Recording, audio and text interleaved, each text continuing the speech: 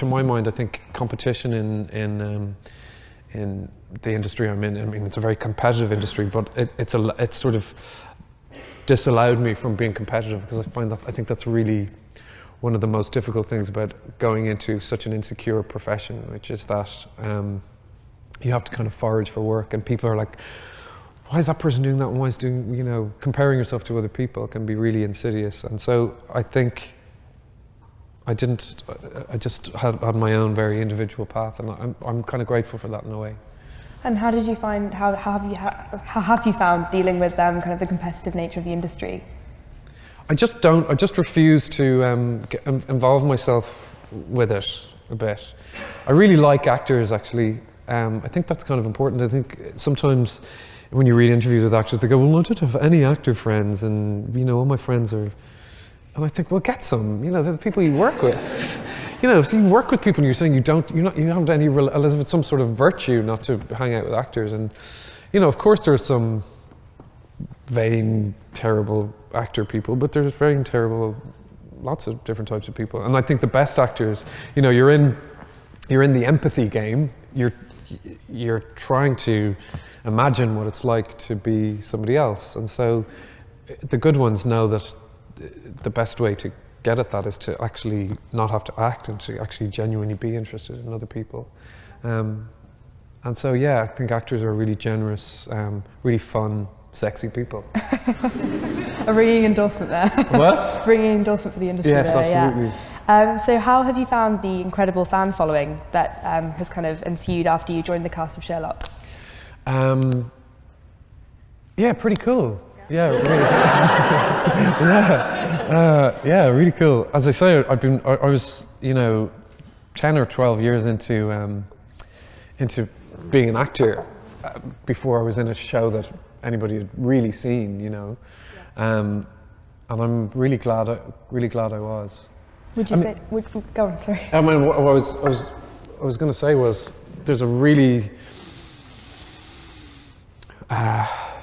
disgusting, I think, attitude towards fandoms and what it means to be a fan of, like, a television show, like if you're into Game of Thrones or Sherlock or whatever the hell you're into. And I think there's a whiff of bullying about it in the media.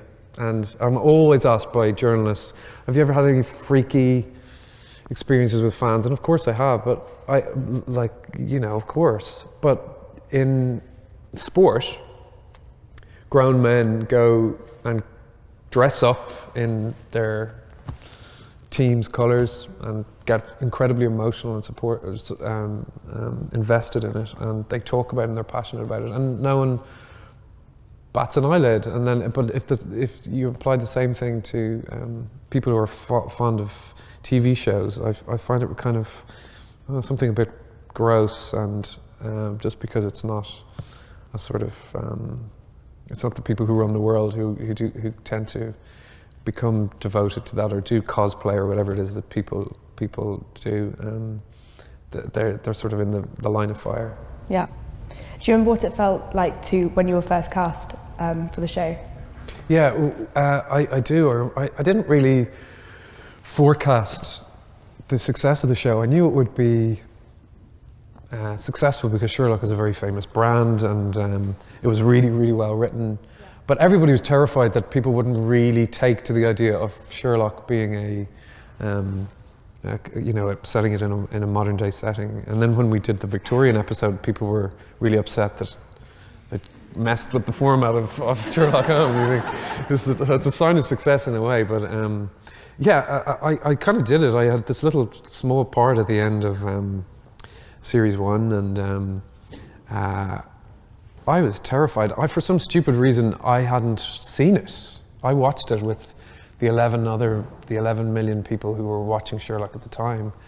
And there were articles in the paper about who was going to be Moriarty, and I was just like terrified. I really was. I was like, oh my God, it's me. And I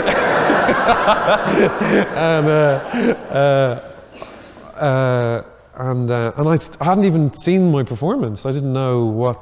So when in that swimming pool scene, I was like, what's this going to be like? And I hated it. You know, I saw it and I thought, oh, the way any performer, I tend not to kind of look at stuff that I'm in anymore.